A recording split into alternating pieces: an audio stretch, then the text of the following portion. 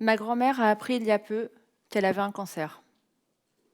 Elle fait partie des presque 900 000 nouveaux patients diagnostiqués d'un cancer ORL dans le monde, et même des 50% de patients qui sont âgés d'au moins 65 ans.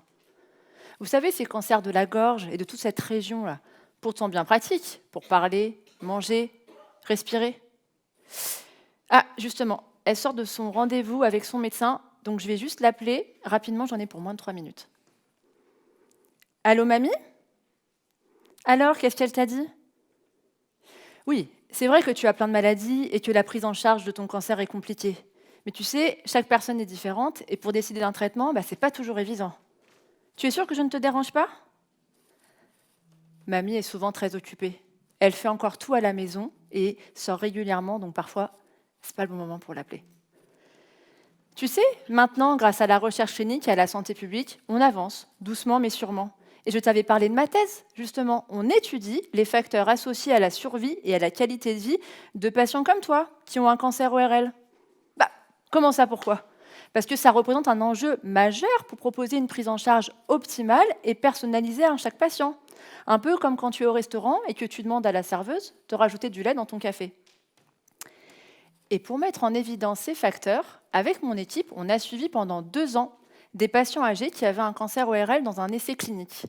Et j'analyse les résultats grâce à des méthodes statistiques pour trouver les paramètres associés à la survie et à la qualité de vie en tenant compte de tout un tas d'autres paramètres, comme les autres problèmes de santé de mamie. Les patients ont été tirés au sort. Donc, un groupe de patients avait reçu son suivi classique, l'autre groupe avait reçu une évaluation gériatrique, c'est-à-dire qu'un médecin avait fait passer des tests aux patients pour évaluer des domaines comme leur autonomie, leur environnement social, leur mémoire, et des interventions spécifiques leur étaient proposées, comme de revoir l'ordonnance ou des séances d'activité physique. L'idée est qu'en tenant compte de l'ensemble des caractéristiques du patient, et pas uniquement celles de sa tumeur, on va pouvoir proposer un traitement personnalisé qui soit efficace contre le cancer tout en diminuant le risque d'événements indésirables. Et que tout ça pourrait améliorer la survie et la qualité de vie de mamie. Attendez, je la reprends. C'est quand même super intéressant, non? Oui, je suis d'accord avec toi. C'est important d'adapter la prise en charge en fonction de ce que tu souhaites et de ce qui est important pour toi. Mais c'est pour ça que connaître ces facteurs nous aidera à mettre en place une action complète et pluridisciplinaire. Parce que tu as bien vu que c'est un travail collectif, cette histoire. Au moment de ton plan de soins, mais aussi durant ton suivi.